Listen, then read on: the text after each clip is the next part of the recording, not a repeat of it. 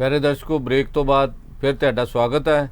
ਅੱਜ ਸਾਡੇ ਨਾਲ ਇਸ ਸ਼ੋਅ ਦੇ ਵਿੱਚ ਉੱਘੇ ਚਿੰਤਕ ਪ੍ਰੋਫੈਸਰ ਸਾਡੇ ਨਾਲ ਨੇ ਖੁਸ਼ਹਾਲ ਸਿੰਘ ਜੀ, ਅਤੇ ਉਹਨਾਂ ਤੋਂ ਇੱਕ ਕਾਲਰ ਨੇ ਸਾਡੇ ਨਾਲ ਗੱਲ ਕੀਤੀ ਸੀ, ਸਵਾਲ ਕੀਤਾ ਸੀ ਉਹਨਾਂ ਨੇ, ਅਤੇ ਪ੍ਰੈਸ ਸਾਹਿਬ ਨੂੰ ਬੇਨਤੀ ਕਿ ਉਹਨਾਂ ਦੇ ਸਵਾਲ ਬਾਰੇ ਜਿਹੜਾ ਉਹ ਦਰਸ਼ਕਾਂ ਨਾਲ ਗੱਲ ਕਰਨ, ਵੀ ਉਹਨਾਂ ਦਾ ਸਵਾਲ ਦਾ ਜਿਹੜਾ ਜਵਾਬ ਦੇਣ, ਵੀ ਉਹਦੇ ਬਾਰੇ ਕੀ ਕਹਿਣਾ ਚਾਹੁੰਦੇ, ਕਿਉਂ ਭਗਤਾਂ ਨੂੰ ਜਿਹੜੀ ਜਿੰਨੀ ਪ੍ਰਾਥਮਿਕਤਾ ਮਿਲਣੀ ਚਾਹੀਦੀ, ਪਹਿਲ ਮਿਲਣੀ ਚਾਹੀਦੀ, ਉਹ ਕਿਉਂ ਨਹੀਂ ਮਿਲਦੀ।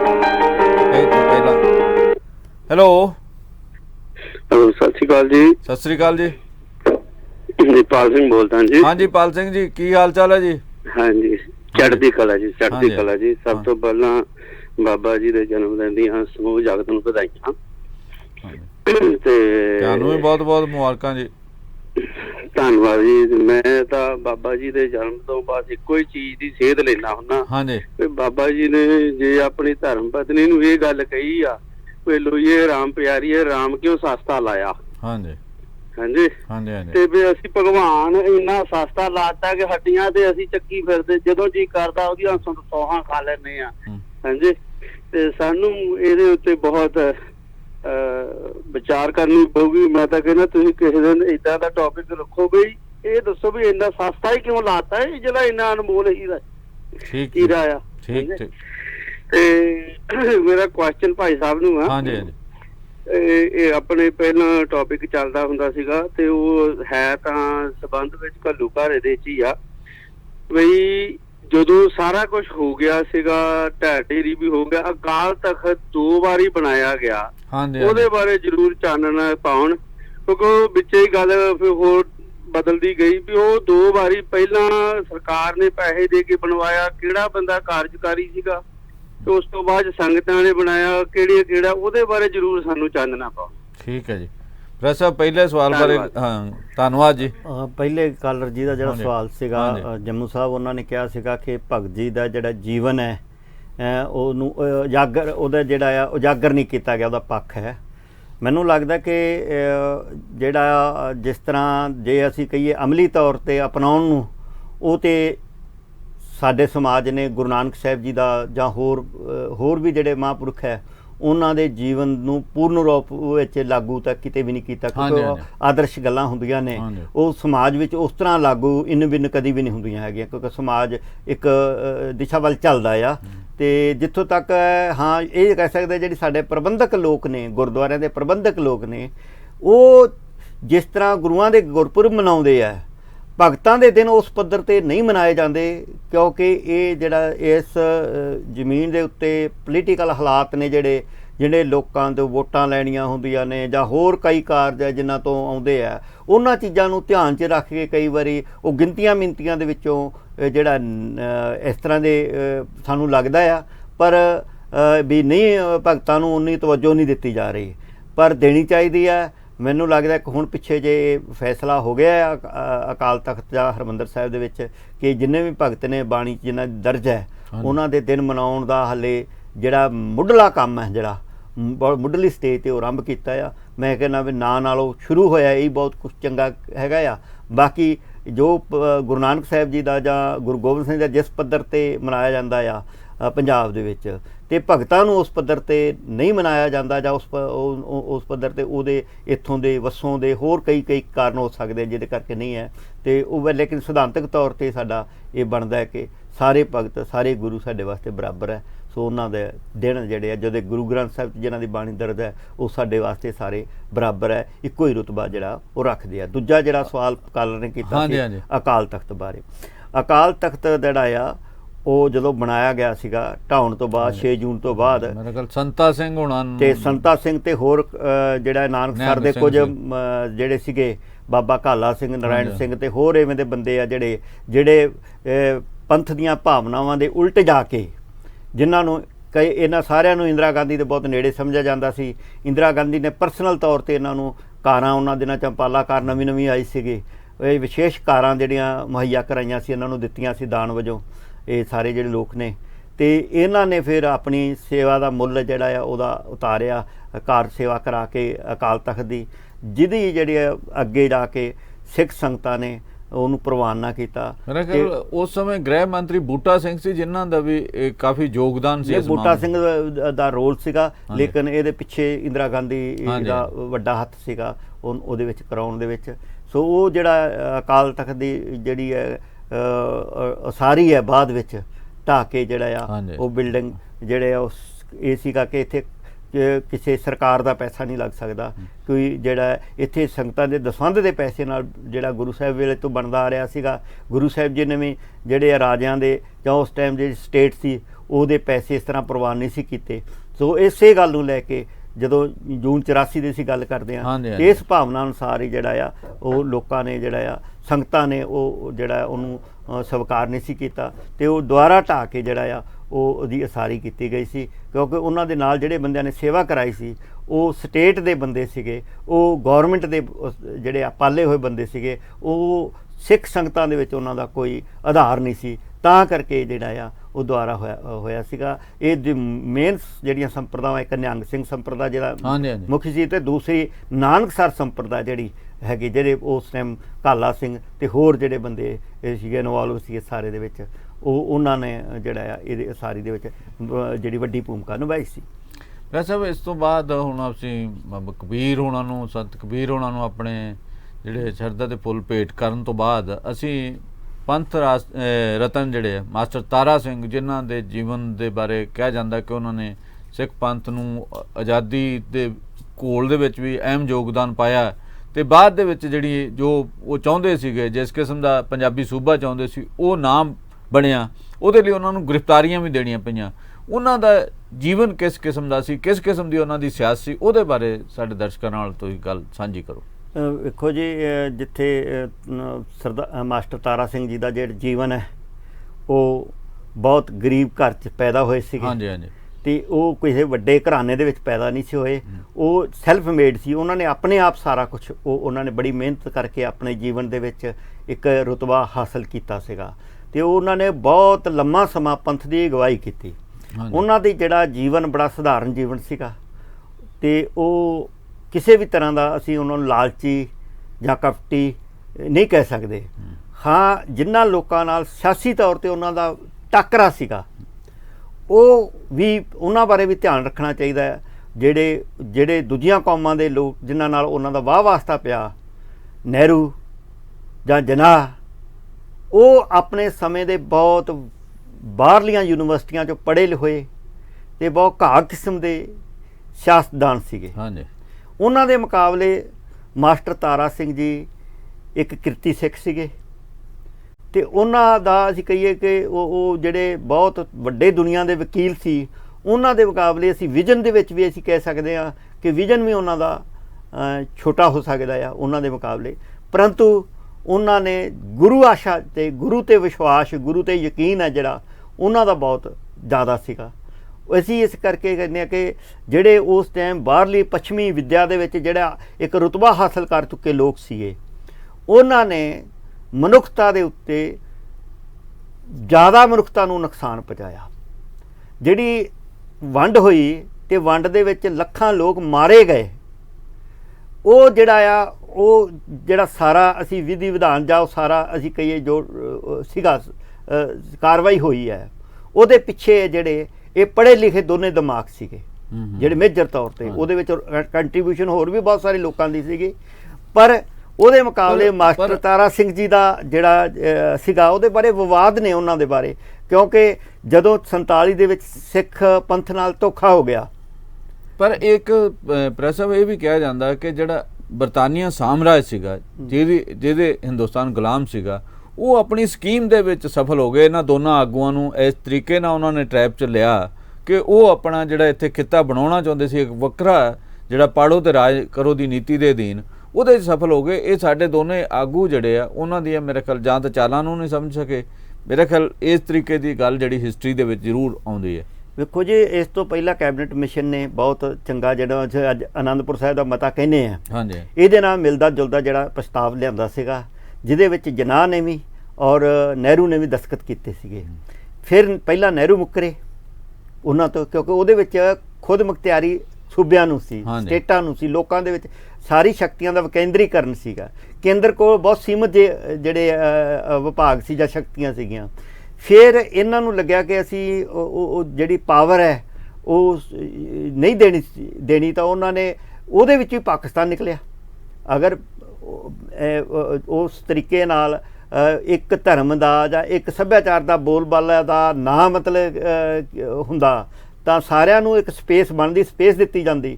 ਸਾਰੇ ਜਿਸ ਤਰ੍ਹਾਂ ਆਜ਼ਾਦੀ ਦਾ ਜਦੋਂ ਸੰਘਰਸ਼ ਲੜਿਆ, ਆਜ਼ਾਦੀ ਦਾ ਜਦੋਂ ਸੰਘਰਸ਼ ਚੱਲ ਰਿਹਾ ਸੀਗਾ, ਜਿਸ ਭਾਵਨਾ ਨਾਲ ਉਹ ਸੰਘਰਸ਼ ਲੜਿਆ ਜਾ ਰਿਹਾ ਸੀਗਾ ਜਾਂ ਲੋਕਾਂ ਨੇ ਕੁਰਬਾਨੀਆਂ ਕੀਤੀਆਂ ਜਾਂ ਲੋਕਾਂ ਦੀ ਹਿੱਸੇਦਾਰੀ ਸੀ, ਜੇ ਉਸੇ ਹਿਸਾਬ ਨਾਲ ਹੀ ਸੱਤਾ ਦੇ ਵਿੱਚ ਵੀ ਵਿਕੇਂਦਰੀਕਰਨ ਕੀਤਾ ਜਾਂਦਾ ਜਾਂ ਉਹਦਾ ਬਣਦਾ ਹਿੱਸਾ ਦਿੱਤਾ ਜਾਂਦਾ ਤੇ ਇਹ ਜਿਹੜਾ 47 ਦੇ ਵਿੱਚ ਵੱਡਾ ਕਾਂਡ ਵਾਪਰਿਆ, ਜਿਹਦੇ ਹਾਲੇ ਤੱਕ ਵੀ ਜਿਹੜੇ ਉਹਦੇ ਪ੍ਰਭਾਵ ਨੇ ਸਾਡੇ ਸਮਾਜ ਵਿੱਚ ਦੇਖੇ ਜਾ ਸਕਦੇ ਆ ਔਰ ਇਹਦੇ ਵਿੱਚ ਇਸ ਤੋਂ ਬਚਿਆ ਜਾ ਸਕਦਾ ਸੀਗਾ। ਮੇਰੇ ਖਿਆਲ ਸਭ ਤੋਂ ਵੱਡਾ ਨੁਕਸਾਨ ਤਾਂ ਪੰਜਾਬੀਆਂ ਨੂੰ ਹੋਇਆ ਸੀਗਾ। ਪੰਜਾਬੀਆਂ ਨੂੰ ਹੋਇਆ, ਬੰਗਾਲੀਆਂ ਨੂੰ ਵੀ ਹੋਇਆ, ਦੋਨਾਂ ਨੂੰ ਹੋਇਆ ਜੀ। ਮਤਲਬ ਵੱਡਾ ਨੁਕਸਾਨ ਜਿਹੜਾ 10 ਲੱਖ ਪੰਜਾਬੀ ਜਿਹੜੇ ਉਹਦੇ ਚ ਮਾਰੇ ਗਏ, ਹੋਰ ਕਿਉਂਕਿ ਪਤਾ ਉਹਨਾਂ ਨੂੰ ਵੱਡੇ ਪੱਧਰ ਤੇ ਉਹ ਜਿਹੜੀਆਂ ਜ਼ਮੀਨ ਹੋਲਡਿੰਗ ਸੀ ਉੱਥੇ ਸਿੱਖਾਂ ਦੇ ਕੋਲ ਸੀਗੇ, ਉਹ ਪੰਜਾਬੀਆਂ ਕੋਲ ਸੀਗੇ, ਵੱਡੇ ਪੰਜਾਬ ਦੀ, ਤੇ ਉਹ ਛੱਡ ਕੇ ਉਹਨਾਂ ਨੂੰ ਇੱਥੇ ਆਉਣਾ ਪਿਆ। ਜ਼ਮੀਨਾਂ ਦੇ ਵਿੱਚ ਬਹੁਤ ਵੱਡੇ ਕੱਟ ਲੱਗੇ ਤੇ ਬਹੁਤ ਪਰਿਵਾਰ ਦੇ ਜੀਅ ਮਾਰੇ ਗਏ। ਉਹ ਬਹੁਤ ਸਾਰਾ ਕੁਝ ਹੁੰਦਾ ਹੈ, ਸਭ ਕੁਝ ਜਦੋਂ ਮਨੁੱਖ ਦਾ ਉਜਾੜਾ ਹੁੰਦਾ ਹੈ ਮਨੁੱਖਤਾ ਦੇ ਵਿੱਚ,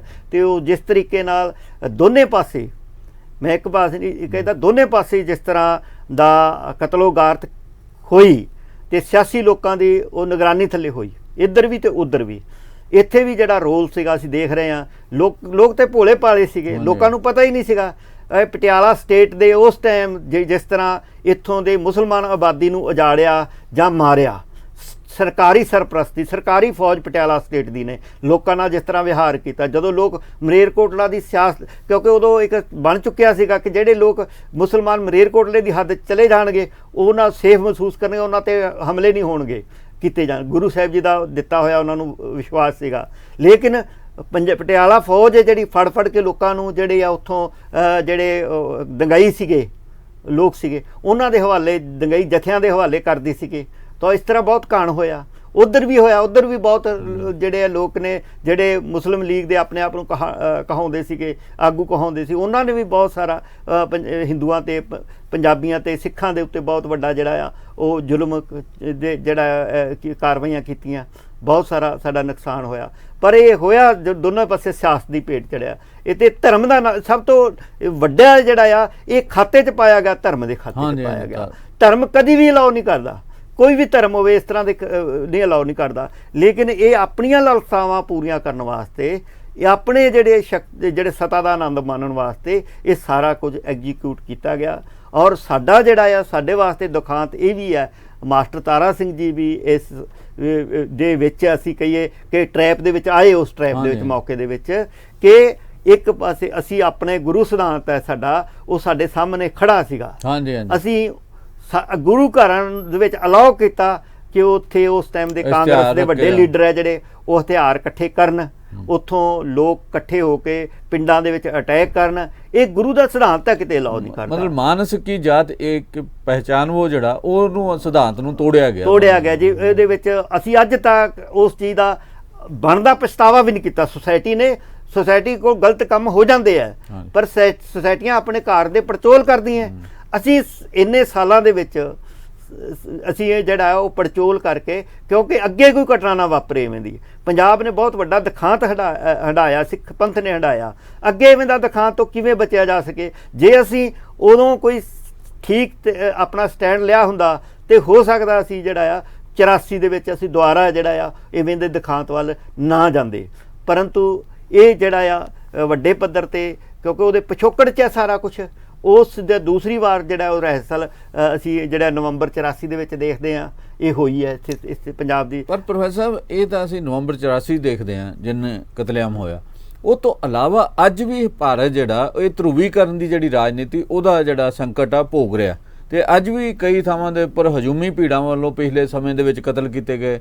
ਯੂਪੀ ਦੇ ਵਿੱਚ ਅੱਜ ਵੀ ਮਤਲਬ ਜਿਸ ਤਰੀਕੇ ਨਾਲ ਧਰੂਵੀਕਰਨ ਦੇ ਫਿਰ ਯਤਨ ਹੋ ਰਿਹਾ, ਇਹ ਮੇਰਾ ਖਿਆਲ ਜਿਹੜਾ ਹਿੰਦੁਸਤਾਨ ਨੂੰ ਜੋ ਕੁਝ ਹਿੰਦੁਸਤਾਨ ਦੇ ਵਿੱਚ ਆਜ਼ਾਦੀ ਵੇਲੇ ਹੋਇਆ, ਆਜ਼ਾਦੀ ਤੋਂ ਪਹਿਲਾਂ ਹੋਇਆ, ਉਹ ਸਿਆਸਤ ਜਿਹੜੀ ਛੱਡੀ ਨਹੀਂ ਗਈ, ਉਹ ਅਜੇ ਵੀ ਕੰਟੀਨਿਊ ਕਰੀ ਜਾ ਰਹੀ। ਨਹੀਂ, ਉਹ ਜੇ ਵੇਖੋ ਜੀ, ਜਿਸ ਤਰ੍ਹਾਂ ਦੀ ਸਿਆਸਤ ਦਾ ਬੀਜ ਕਾਂਗਰਸ ਬੀਜ ਕੇ ਗਈ ਸੀਗੀ, ਉਹ ਤਿੱਖੇ ਰੂਪ ਵਿੱਚ ਹੁਣ ਬੀਜੇਪੀ ਨੇ ਅਪਣਾ ਲਿਆ ਆ। ਹਿੰਦੂ ਏਜੰਡਾ ਹੈ ਜਿਹੜਾ ਕਾਂਗਰਸ ਨੇ ਲੁਕਵੇਂ ਰੂਪ ਵਿੱਚ ਕੀਤਾ ਸੀਗਾ, ਤੇ ਉਸੇ ਏਜੰਡੇ ਦੀ ਭਰਪਾਈ ਕਰਨ ਵਾਸਤੇ ਜਿਹੜਾ ਹੁਣ ਅੱਗੇ ਜਿਹੜਾ ਕਿ ਇਸੇ ਕਰਕੇ ਹੁਣ ਪੰਜਾਬ ਦੇ ਜੇ ਅਸੀਂ ਹਿੰਦੁਸਤਾਨ ਦੇ ਸੰਦਰਭ 'ਚ ਗੱਲ ਕਰਦੇ ਹਾਂ ਤੇ ਕਾਂਗਰਸ ਦਾ ਸਕੋਪ ਬਹੁਤ ਘਟ ਗਿਆ ਆ। ਤਾਂ ਹੀ ਘਟ ਗਿਆ ਕਿਉਂਕਿ ਜਿਸ ਬੁਨਿਆਦ ਤੇ ਉਹ ਪਾਰਟੀ ਉਸਾਰੀ ਗਈ ਸੀਗੀ, ਜਿਸ ਬੁਨਿਆਦ ਤੇ ਪਾਰਟੀ ਨੂੰ ਅੱਗੇ ਲਿਜਾਇਆ ਗਿਆ, ਉਹ ਸਾਰਾ ਕੁਛ ਹੈ ਜਿਹੜਾ ਉਹ ਤਿੱਖੇ ਰੂਪ ਦੇ ਵਿੱਚ ਬੀਜੇਪੀ ਕਰ ਰਹੀ ਹੈਗੀ ਆ। ਤੇ ਬੀਜੇਪੀ ਨੇ ਜਦੋਂ ਉਸ ਦੇ ਵਿੱਚ ਇੱਕ ਨਵਾਂ ਏਜੰਡਾ ਪੇਸ਼ ਕਰਤਾ ਆ ਹਿੰਦੂਤਵ ਦਾ, ਤੇ ਉਹਦੇ ਵਿੱਚ ਜਿਹੜੀ ਆ ਕਾਂਗਰਸ ਪਛੜ ਗਈ ਹੈ। ਉਹਦਾ ਹੀ ਅੱਜ ਅਸੀਂ ਅੱਜ ਦੇਖ ਰਹੇ ਹਾਂ ਜੋ ਕੋਈ ਲੀਜ਼ਿੰਗ ਹੋ ਰਹੀ ਹੈ, ਬਹੁਤ ਕੁਝ ਅਸੀਂ ਪਿੱਛੇ ਸੀਏ ਦੇ ਮਸਲੇ 'ਚ ਦੇਖਿਆ ਹੈਗਾ ਆ। ਬਹੁਤ ਜਿਹੜੇ ਇੱਥੇ ਫਿਰਕਾ ਪ੍ਰਸਤੀ ਦੀਆਂ ਘਟਨਾਵਾਂ ਹੋ ਰਹੀਆਂ, ਲੋਕਾਂ ਦੇ ਫਰਿੱਜ ਚੈੱਕ ਕੀਤੇ ਜਾ ਰਹੇ ਆ, ਕੌਣ ਕੀ ਖਾਂਦਾ ਹੈ, ਕੌਣ ਕੀ ਪਾਉਂਦਾ ਹੈ। ਇਹ ਸਾਰਾ ਕੁਝ ਜਿਹੜਾ ਆ ਇਹ ਉਸੇ ਜਿਹੜਾ ਫਨੋਮਨੇ ਦਾ ਇੱਕ ਹਿੱਸਾ ਹੈਗਾ ਆ। ਤੇ ਅਸੀਂ ਜਿਹੜਾ ਅੱਜ ਮਾਸਟਰ ਜੀ ਦਾ ਕਰ ਰਹੇ ਹੈਗਾ, ਮਾਸਟਰ ਜੀ ਬਹੁਤ ਸਕਾਲਰ ਸੀਗੇ ਬੰਦੇ। ਉਹਨਾਂ ਨੇ ਨੂੰ 47 'ਚ ਆਜ਼ਾਦੀ ਮਿਲਣ ਤੋਂ ਬਾਅਦ ਜਿਹੜਾ ਉਹਨਾਂ ਦੇ ਸਾਹਮਣੇ ਉਹ ਬਹੁਤ ਨਿਰਾਸ਼ਾ ਚਲੇ ਗਏ। ਉਹਨਾਂ ਨੇ ਸਮੇਂ 'ਚ ਭਾਈ ਰਣਧੀਰ ਸਿੰਘ ਵਰਗੇ ਸਿੱਖਾਂ ਨੂੰ ਆ ਕੇ ਪੁੱਛਿਆ ਵੀ ਹੁਣ ਸਾਡਾ ਹੁਣ ਇਹ ਜਿਹਨਾਂ ਹਾਲਾਤਾਂ ਦੇ ਵਿੱਚ ਅਸੀਂ ਕਿਵੇਂ ਸਰਵਾਈਵ ਕਰ ਸਕਦੇ ਹਾਂ।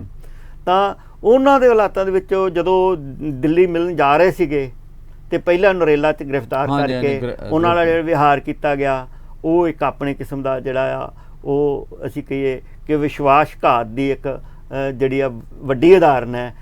ਕਿਉਂਕਿ ਉਸ ਸਮੇਂ ਜਿਹੜਾ ਇੱਕ ਸਿੱਖ ਤੀਜੀ ਧਿਰ ਸੀਗੇ, ਵੱਡੀ ਧਿਰ ਸੀ, ਬੜੀ ਛੋਟੀ ਸੀ, ਗਿਣਤੀ ਪੱਖੋਂ ਬਹੁਤ ਛੋਟੀ ਸੀ, ਪਰ ਵੱਡੀ ਧਿਰ ਸੀਗੇ, ਪੋਲੀਟੀਕਲੀ ਵੱਡੀ ਧਿਰ ਸੀਗੇ ਫੌਜ ਦੇ ਵਿੱਚ। ਉਸ ਸਮੇਂ ਦੀ ਫੌਜ ਦੇ ਵਿੱਚ ਜਿਹੜੇ ਗਿਣਤੀ ਪੱਖੋਂ ਸਿੱਖਾਂ ਦਾ ਬਹੁਤ ਵੱਡਾ ਥਾਂ ਸੀਗਾ। ਸੋ ਉਹਨਾਂ ਚੀਜ਼ਾਂ ਨੂੰ ਮਾਸਟਰ ਤਾਰਾ ਸਿੰਘ ਜੀ ਨੇ ਆਪਣਾ ਜਿਹੜਾ ਭਵਿੱਖ ਹੈ ਉਹ ਪਾਕਿਸਤਾਨ ਦੇ ਨਾਲ ਤਾਂ ਨਹੀਂ ਜੋੜਿਆ ਕਿਉਂਕਿ ਸਾਡੇ ਮੁਗਲ ਹਿਸਟਰੀ ਦੇ ਸਮੇਂ ਸਾਡੇ ਸੰਬੰਧ ਸੀ ਜਿਹੜੇ ਉਹ ਟਕਰਾਅ ਵਾਲੇ ਸਮਾਜਿਕ ਤੌਰ ਤੇ ਰਹੇ ਸੀਗੇ। ਤਾਂ ਉਸ ਟਕਰਾਅ ਕਰਕੇ ਮਾਸਟਰ ਤਾਰਾ ਸਿੰਘ ਜੀ ਨੇ ਜਿਹੜਾ ਇੱਧਰ ਕਾਂਗਰਸ ਵੱਲ ਆਪਣਾ ਜਿਹੜਾ ਆ ਝੁਕਾ ਕਰ ਦੇ ਕਾਂਗਰਸ ਨੇ ਆਪਣਾ ਫਿਰ ਅਸਲੀ ਰੂਪ ਥੋੜ੍ਹੇ ਚਿਰ 'ਤੇ ਦਿਖਾ ਦਿੱਤਾ।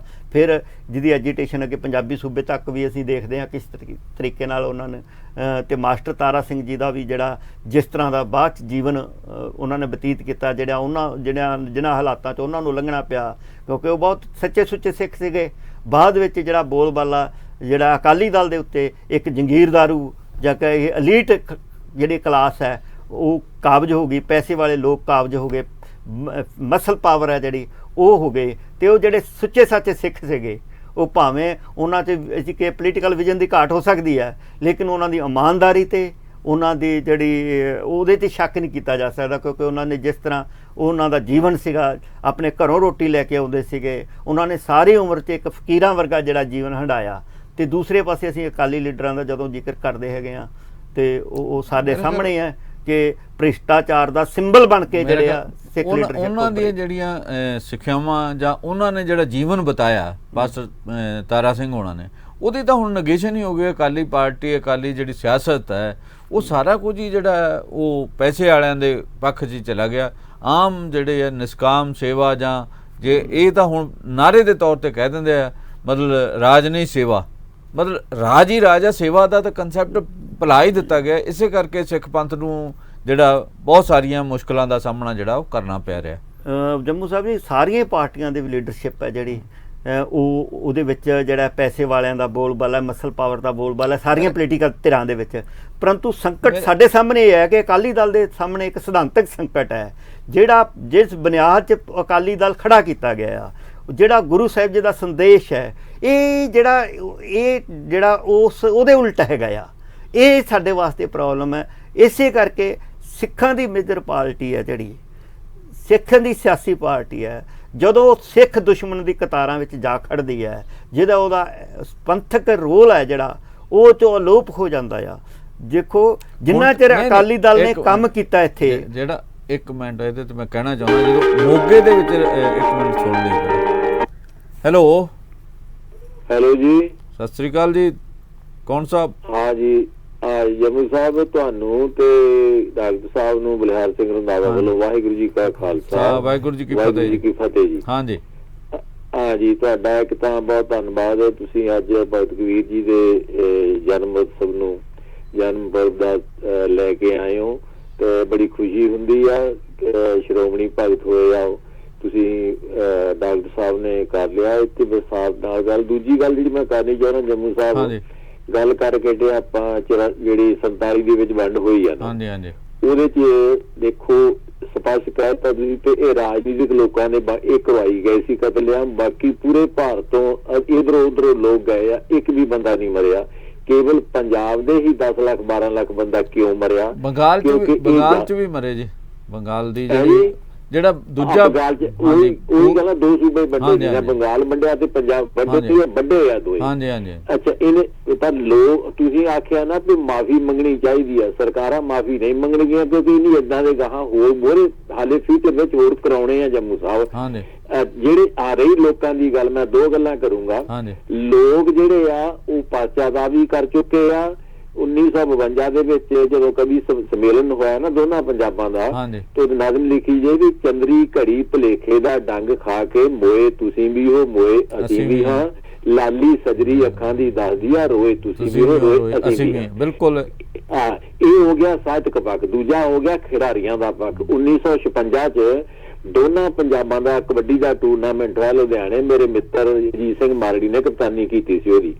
ਉਹ ਦੋਨਾਂ ਪੰਜਾਬਾਂ ਦੇ ਉਧਰੋਂ ਮੁਸਲਮਾਨ ਸੀ ਤੇ ਇਧਰੋਂ ਸਿੱਖ ਦੀ ਖਿਡਾਰੀ ਪਹਿਲਾਂ ਖੇਡਣ ਤੋਂ, ਜੰਮੂ ਸਾਹਿਬ ਖੇਡਣ ਤੋਂ ਪਹਿਲਾਂ ਬਾਹਾਂ ਉੱਚੀਆਂ ਕਰਕੇ ਇੱਕ ਦੂਏ ਨੂੰ ਮਿਲ ਕੇ ਏਦਾਂ ਧਾਹੀ ਰੋਏ ਤੇ ਕਮੈਂਟੇਟਰ ਨੇ ਕਿਹਾ ਸੀ ਕਿ ਟੀਮਾਂ ਖੇਡ ਕੇ ਜਿੱਤਦੀਆਂ ਹੁੰਦੀਆਂ ਕਿਹੜੀ। ਅੱਜ ਖੇਡਣ ਤੋਂ ਪਹਿਲਾਂ ਪਹਿਲੀ ਵਾਰ ਦੇਖਿਆ ਦੋਵੇਂ ਟੀਮਾਂ ਜਿੱਤ ਗਈਆਂ। ਮੈਂ ਦੱਸਣ ਦਾ ਮੇਰਾ ਪਾਵੇਂ ਤੇ ਲਿਖਿਆ ਬੜਾ, ਮੈਂ ਵਿਸਥਾਰ ਨਾਲ ਨਹੀਂ ਜਾਣਾ ਚਾਹੁੰਦਾ, ਮੈਂ ਬੋਲਿਆ ਲਿਖਿਆ ਵੀ ਬਹੁਤ ਇਹਦੇ ਤੇ ਲੋਕ ਜਿਹੜੇ ਆ ਉਹ ਪਾਚਾਤਾਪ ਕਰ ਚੁੱਕੇ ਆ। 10 ਲੱਖ ਬੰਦਾ ਮਰਿਆ ਹੋਵੇ ਤੇ ਉਧਰਲੇ ਲਿਖਾਰੀ ਵੀ ਇੱਕ ਦੂਜੇ ਨੂੰ ਧਾਹਾਂ ਮਾਰ ਕੇ ਮਿਲਣ, ਉਧਰਲੇ ਖਿਡਾਰੀ ਤੇ ਉਧਰਲੇ ਖਿਡਾਰੀ ਵੀ ਇੱਕ ਦੂਜੇ ਨੂੰ ਧਾਹਾਂ ਮਾਰ। ਕਰਤਾਰਪੁਰ ਸਾਹਿਬ ਦਾ ਲਾਂਘਾ ਦੱਸਦਾ ਪਏ ਲੋਕ ਨਹੀਂ ਵੰਡੇ ਗਏ, ਸਰਕਾਰਾਂ ਨੇ ਵੰਡੇ ਤੇ ਵੰਡੇ ਸੀ। ਗੁਰੂ ਕਿਰਪਾ ਕਰੇ ਤੁਸੀਂ ਪ੍ਰੋਗਰਾਮ ਦਿਓ ਤੇ ਇਹੋ ਜਿਹਾ ਪ੍ਰੋਗਰਾਮ ਦੇ ਉੱਤੇ ਸਪਸ਼ਟ ਕਰੀਏ ਆਪਾਂ, ਇਹ ਸਰਕਾਰਾਂ ਸਾਨੂੰ ਗਾਂ ਵੀ ਲੜਾਉਣਗੀਆਂ ਤੇ ਪਿੱਛੇ ਵੀ ਲੜਾਇਆ, ਇਹਨਾਂ ਤੋਂ ਆਪਾਂ ਬਚੀਏ। ਮੈਂ ਸਮਾਂ ਸ਼ਾਇਦ ਜ਼ਿਆਦਾ ਲੈ ਗਿਆ ਤੁਹਾਡਾ। ਵਾਹਿਗੁਰੂ ਜੀ ਕਾ ਖਾਲਸਾ, ਵਾਹਿਗੁਰੂ ਜੀ ਕੀ ਫਤਿਹ ਜੀ। ਹਾਂਜੀ, ਬਲਿਹਾਰ ਸਿੰਘ ਜੀ ਨੇ ਜਿਹੜੀ ਗੱਲ ਕੀਤੀ ਆ, ਉਹ ਸੰਵੇਦਨਸ਼ੀਲ ਜਿਹੜਾ ਸਮਾਜ ਦਾ ਹਿੱਸਾ ਹੁੰਦਾ ਆ ਉਹ ਹਮੇਸ਼ਾ ਹੀ ਮਹਿਸੂਸ ਕਰਦਾ ਆ। ਲੇਕਿਨ ਅਸੀਂ ਕਹਿ ਰਹੇ ਹਾਂ ਕਿ ਵੱਡੇ ਪੱਧਰ 'ਤੇ, ਕਿਉਂਕਿ ਪੰਜਾਬ ਦੇ ਵਿੱਚ ਜਿਹੜੇ ਲਿਖਾਰੀਆਂ ਦੀ ਗੱਲ ਕਰਕੇ ਗਏ ਆ ਜਾਂ ਜਿਹੜੇ ਖਿਡਾਰੀਆਂ ਦੀ ਗੱਲ ਕਰਕੇ ਗਏ ਆ, ਇਹ ਲੋਕ ਤਾਂ ਗੰਡਾਸੇ ਲੈ ਕੇ, ਕਿਰਪਾਨਾਂ ਲੈ ਕੇ, ਜਿਹੜੀਆਂ ਉਸ ਟਾਈਮ ਪੋਲੀਟੀਕਲ ਲੀਡਰਾਂ ਨੇ ਵੰਡੀਆਂ ਸੀਗੀਆਂ, ਉਹ ਲੈ ਕੇ ਲੋਕਾਂ ਨੂੰ ਮਾਰ ਨਹੀਂ ਗਏ। ਲੋਕਾਂ ਨੂੰ ਮਾਰਨ ਗਈਆਂ ਭੀੜਾਂ ਸੀ ਜਿਹੜੀਆਂ, ਉਹ ਭੀੜਾਂ ਸਮਾਜ ਵਿੱਚ ਜਿਉਂਦੀਆਂ ਤਿਉਂ ਟਰੈਵਲ ਕਰ ਰਹੀਆਂ ਹੈਗੀਆਂ ਨੇ। ਉਹ ਭੀੜਾਂ ਨੂੰ ਅਹਿਸਾਸ ਹੋਣਾ ਚਾਹੀਦਾ। ਮੈਂ ਇਹਦਾ 47 ਦੇ ਵਿੱਚ ਜਿਹੜੀ ਵੰਡ ਹੋਈ ਹੈ ਉਹਦੇ ਵਿੱਚ ਸਾਡੇ ਵਾਸਤੇ ਜਿਹੜਾ ਇੱਕ ਨਮੋਸ਼ੀ ਦਾ ਕਾਰਨ ਬਣਿਆ ਕਿ ਜਿਹੜੇ ਨਿਹੰਗ ਸਿੰਘ ਪੂਰੇ ਸਰੂਪ ਵਿੱਚ ਬਾਣੇ ਵਿੱਚ ਸੀਗੇ, ਉਹਨਾਂ ਨੇ ਵੱਡੀ ਭੂਮਿਕਾ ਨਿਭਾਈ। ਜਿਹੜੇ ਧਾਰਮਿਕ ਲੋਕ ਸੀਗੇ ਜਿਨ੍ਹਾਂ ਤੋਂ ਗੁਰੂ ਸਾਹਿਬ ਦੇ ਸਿਧਾਂਤ ਦੀ ਵੱਡੀ ਉਮੀਦ ਕੀਤੀ ਜਾਂਦੀ ਹੈ, ਉਹ ਜਿਹੜੇ ਆ ਪਿੰਡਾਂ ਦੇ ਵਿੱਚ ਤੁਹਾਡੇ ਹਾਲੇ ਵੀ ਜਿਉਂਦੇ ਆ ਬੰਦੇ। ਤੁਸੀਂ ਪੁੱਛ ਸਕਦੇ ਹੋ, ਇੱਥੇ ਸਾਡੇ ਇਲਾਕੇ ਦੇ ਵਿੱਚ ਪੁਆਧ ਵਿੱਚ ਵੀ ਅਸੀਂ ਦੇਖ ਸਕਦੇ ਹਾਂ ਪੁਆਧ ਦਾ ਸਰਹੰਦ ਦਾ ਸਾਡੇ ਲੋਕ ਕਿ ਉਹ ਜਿਹੜੇ ਉਹ ਗੁਰੂ ਸਾਹਿਬ ਜੀ ਦੇ ਲਾਡਲੀ ਫੌਜ ਕਹੀ ਜਾਂਦੀ ਹੈ, ਉਹਨਾਂ ਤੋਂ ਉਮੀਦ ਕੀਤੀ ਜਾ ਸਕਦੀ ਸੀ ਕਿ ਗੁਰੂ ਸਿਧਾਂਤ ਤੇ ਖੜੇ ਹੋਣਗੇ, ਰੱਖਿਆ ਕਰਨਗੇ ਕਿਉਂਕਿ ਉਹਨਾਂ ਦੇ ਸਿਧਾਂਤ ਹੈ। ਲੇਕਿਨ ਜਿਸ ਪੱਧਰ ਤੇ ਕਤਲੋਗਾਰਤ ਉਹਨਾਂ ਦੀ ਸ਼ਮੂਲੀਅਤ ਹੋਈ, ਇਹ ਸਾਡੇ ਵਾਸਤੇ ਮੈਂ ਜਦੋਂ ਪਛਤਾਵੇ ਦੀ ਗੱਲ ਕਰਦਾ ਕਿ ਧਾਰਮਿਕ ਲੋਕਾਂ ਦੀ ਗੱਲ ਕਰਦਾ, ਪੋਲੀਟੀਕਲ ਲੋਕਾਂ ਦੀ ਗੱਲ ਕਰਦਾ ਕਿ ਸਾਨੂੰ ਜਿਹੜਾ ਆ ਅਸੀਂ 47 ਜਦੋਂ 15 ਅਗਸਤ ਆਉਂਦਾ ਆ, ਜਿੱਥੇ ਹਿੰਦੁਸਤਾਨ ਦੇ ਵਿੱਚ ਸ਼ਤਾਬਦੀਆਂ ਹੁੰਦੀਆਂ, ਵੱਡੇ ਵੱਡੇ ਸਮਾਗਮ ਖੁਸ਼ੀ ਕੀਤੇ ਜਾਂਦੇ ਆ, ਤਾਂ ਪੰਜਾਬ ਦੇ ਜਿਹੜੇ ਪੀੜਤ ਲੋਕ ਨੇ, ਬੰਗਾਲ ਦੇ ਜਿਹੜੇ ਪੀੜਤ ਲੋਕ ਨੇ, ਉਹਨਾਂ ਨੂੰ ਉਹ ਕਾਤਲੋਗਾਰਤ ਦਾ ਪਛਤਾਵਾ ਮਹਿਸੂਸ ਕਰਨਾ ਚਾਹੀਦਾ। ਕਿਉਂਕਿ ਇਹ ਸਾਡੇ ਵਾਸਤੇ ਜਿਹੜੇ ਅਸੀਂ ਕੀਮਤ ਜਿਹੜੀ ਅਦਾ ਕੀਤੀ ਹੈ ਇਸ ਆਜ਼ਾਦੀ ਦੀ, ਹੋਰ ਸੁਸਾਇਟੀ ਦੇ ਲੋਕਾਂ ਨੇ ਉਸ ਤਰ੍ਹਾਂ ਉਹਦਾ ਭੁਗਤਾਨ ਨਹੀਂ ਕੀਤਾ ਜਿਹੜਾ ਅਸੀਂ ਕੀਤਾ ਆ। ਸੋ ਸਾਡੇ ਜਿਹੜੇ ਜ਼ਖਮ ਨੇ ਉਹ ਗਹਿਰੇ ਜ਼ਖਮ ਨੇ। ਇਸ ਕਰਕੇ ਸਾਨੂੰ ਜਿਹੜਾ ਆ ਸਾਡਾ ਜਿਹੜਾ ਪਛਤਾਵਾ ਆ ਉਹ ਬਣਦਾ ਆ ਔਰ ਕਰ ਵੀ ਰਹੇ ਆ ਲੋਕ। ਅਸੀਂ ਜਿਸ ਤਰ੍ਹਾਂ ਭਾਈ ਸਾਹਿਬ ਨੇ ਕਰਤਾਰਪੁਰ ਦਾ, ਲੋਕ ਤਾਂ ਹਮੇਸ਼ਾ ਹੀ ਕਰਦੇ ਆ। ਲੋਕਾਂ ਨੇ ਜਿਹੜਾ ਆ ਉਹ ਜਦੋਂ ਆਮ ਬੰਦਾ ਆ ਜਿਹੜਾ ਹਵਾਨੀਅਤ ਦੇ ਵਿੱਚ ਬਹੁਤ ਲੰਮਾ ਟਾਈਮ ਨਹੀਂ ਜੀ ਸਕਦਾ, ਉਹਨੂੰ ਆਮ ਜੀਵਨ ਦੇ ਵਿੱਚ ਜਿਉਣਾ ਪੈਂਦਾ ਆ। ਅਤੇ ਆਮ ਜੀਵਨ ਜਿਹੜਾ ਆ ਉਹਦੇ ਵਿੱਚ ਤੁਸੀਂ ਜੇ ਬਿਨਾਂ ਕਿਸੇ ਦੁਸ਼ਮਣੀ ਤੋਂ, ਬਿਨਾਂ ਗੱਲ ਤੋਂ ਕਿਸੇ ਜਾਨਵਰ ਨੂੰ ਵੀ ਕੋਈ ਰੋੜਾ ਸੋਟਾ ਨਹੀਂ ਮਾਰ ਸਕਦੇ। ਅਤੇ ਜਦੋਂ ਤੁਸੀਂ ਬੰਦੇ ਇਨਸਾਨ ਨੇ ਐਡੇ ਵੱਡੇ ਪੱਧਰ 'ਤੇ ਕਤਲੋਗਾਰਤ ਨੂੰ ਅੰਜਾਮ ਦਿੱਤਾ ਹੋਵੇ, ਉਹਦਾ ਇੱਕ ਵੱਖਰਾ ਪੱਖ ਹੈ। ਉਹ ਅੱਜ ਸਮਾਂ ਨਹੀਂ ਆਪਾਂ ਸਾਰਾ ਇਸ ਉੱਤੇ ਲਾ ਸਕੀਏ ਕਿ ਮਾਸਟਰ ਤਾਰਾ ਸਿੰਘ ਦੀ ਜਿਹੜੀ ਲਾਸਟ ਆਈਏ ਕਿ ਉਹਨਾਂ ਨੇ ਆਪਣੇ ਘੱਟ ਪੜ੍ਹੇ ਹੋਣ ਦੇ ਬਾਵਜੂਦ ਵੀ, ਆਪਣੇ ਇੱਕ ਸਾਦੇ ਜੀਵਨ ਦੇ ਬਾਵਜੂਦ ਵੀ, ਜਿਹੜਾ ਆਪਣਾ ਜਿਹੜਾ ਉਹਨਾਂ ਨੇ ਸਿਸਟਮ ਜਿਹੜਾ ਸਿਆਸਤ ਦੇ ਵਿੱਚ ਐਗਜ਼ੀਕਿਊਟ ਕੀਤਾ, ਉਹਦੇ ਵਿੱਚ ਜਿਹੜਾ ਆ ਕੰਪੇਅਰ ਉਹਨਾਂ ਦੇ ਜਿਹੜਾ ਆ ਘੱਟ ਨੁਕਸਾਨ ਜਿਹੜਾ ਆ ਉਹਨੂੰ ਐਗਜ਼ੀਕਿਊਟ ਹੋ ਸਕਿਆ। ਦੋਨੇ ਪਾਸੇ ਜਿਹੜੀਆਂ ਦੂਸਰੀਆਂ ਵੱਡੀਆਂ ਪਾਰਟੀਆਂ ਜਿਨ੍ਹਾਂ ਦੇ ਪੜ੍ਹੇ ਲਿਖੇ ਜ਼ਿਆਦਾ ਲੋਕ ਅਗਵਾਈ ਕਰ ਰਹੇ ਸੀਗੇ, ਜਿਹੜੇ ਆਪਣੇ ਆਪ ਨੂੰ ਜ਼ਿਆਦਾ ਕਹਿੰਦੇ ਸੀ ਅਸੀਂ ਵੱਡੇ ਸਿੰਬਲ ਆ, ਉਹਨਾਂ ਦਾ ਜਿਹੜਾ ਆ ਕਿਰਦਾਰ ਹੈ ਉਹ ਵੀ ਸਾਡੇ ਸਾਹਮਣੇ ਹੈ। ਅਤੇ ਮਾਸਟਰ ਤਾਰਾ ਸਿੰਘ ਜੀ ਇੱਕ ਇਨਸਾਨ ਸੀਗੇ, ਉਹਨਾਂ ਦੇ ਵਿੱਚੋਂ ਵੀ ਜਿਹੜੀ 47 ਵੇਲੇ ਉਹਨਾਂ ਤੋਂ ਭੁੱਲ ਇੱਕ ਤਾਂ ਸੀਗੀ ਉਹਨਾਂ ਦੇ ਜਿਹੜੇ ਵੰਡ ਨੂੰ ਸਵੀਕਾਰ ਕਰ ਲੈਣਾ, ਦੂਜਾ ਆ ਕਿ ਮਾਸਟਰ ਤਾਰਾ ਸਿੰਘ ਜੀ ਐਡੇ ਵੱਡੇ ਲੀਡਰ ਸੀਗੇ, ਉਹ ਪੰਥ ਦੀ ਅਗਵਾਈ ਕਰਕੇ ਉਹ ਕਤਲੋਗਾਰਤ ਹੈ ਜਿਹੜੀ ਘੱਟੋ ਘੱਟ ਪੰਜਾਬ ਦੀ ਕਤਲੋਗਾਰਤ ਨੂੰ ਰੋਕਣ ਦੇ ਸਮਰੱਥ ਸੀ। ਉਹਨਾਂ ਨੇ ਉਸ ਸਮੇਂ ਉਹਨਾਂ ਤੋਂ ਮੈਂ ਕਹਿੰਦਾ ਕਿ ਸਹੀ ਸਟੈਂਡ ਜਿਹੜਾ ਉਹ ਨਹੀਂ ਲਿਆ ਗਿਆ ਕਿ ਜਿਹੜੀ ਇਹ ਐਡੀ ਵੱਡੀ ਜਿਹੜੀ ਆ ਐਗਜ਼ੀਕਿਊਟ ਗੈਰ ਸਿਧਾਂਤਕ ਜਿਹੜੀ ਸਿੱਖ ਕਦੀ ਵੀ ਸਿਧਾਂਤਕ ਤੌਰ 'ਤੇ ਉਹਨੂੰ ਜਿਹੜੇ ਨਹੀਂ ਪ੍ਰਵਾਨ ਕਰ ਸਕਦੇ, ਉਹਦਾ ਜਿਹੜਾ ਆ ਅਸੀਂ ਕਰਨਾ ਚਾਹੀਦਾ। ਲੇਕਿਨ ਉਹਦਾ ਉਹਨਾਂ ਦਾ ਜੀਵਨ ਜਿਹੜਾ ਆ ਸਾਰਾ ਮਾਸਟਰ ਤਾਰਾ ਸਿੰਘ ਜੀ ਦਾ ਪ੍ਰੇਰਨਾਦਾਇਕ ਹੈਗਾ ਆ। ਇੱਕ ਜਿਸ ਤਰ੍ਹਾਂ ਦਾ ਉਹਨਾਂ ਨੇ ਥੱਲਿਓਂ ਲੈ ਕੇ ਜਿਸ ਤਰ੍ਹਾਂ ਦਾ ਉਹਨਾਂ ਦਾ ਸਾਰਾ ਸਿਆਸੀ ਸਫ਼ਰ ਹੈ ਔਰ ਜਿਸ ਤਰ੍ਹਾਂ ਦਾ ਉਹਨਾਂ ਦਾ ਅੰਤ ਹੈ, ਔਰ ਉਹ ਜਿਹੜੇ ਆ ਉਹਨਾਂ ਦੇ ਨਾਲ ਹੀ ਉਸ ਸਿਆਸਤ ਦਾ ਜਿਹੜਾ ਉਹ ਸੀਗਾ ਪਾਰਟ ਉਹ ਖਤਮ ਹੋ ਜਾਂਦਾ ਆ। ਉਦੋਂ ਬਾਅਦ ਜਿਹੜਾ ਆ ਧਾੜਵੀਆਂ ਦੀ ਸਿਆਸਤ ਹੈ ਜਿਹੜੀ ਪੰਜਾਬ ਦੇ ਵਿੱਚ, ਉਹਦਾ ਬੋਲਬਾਲਾ ਆ।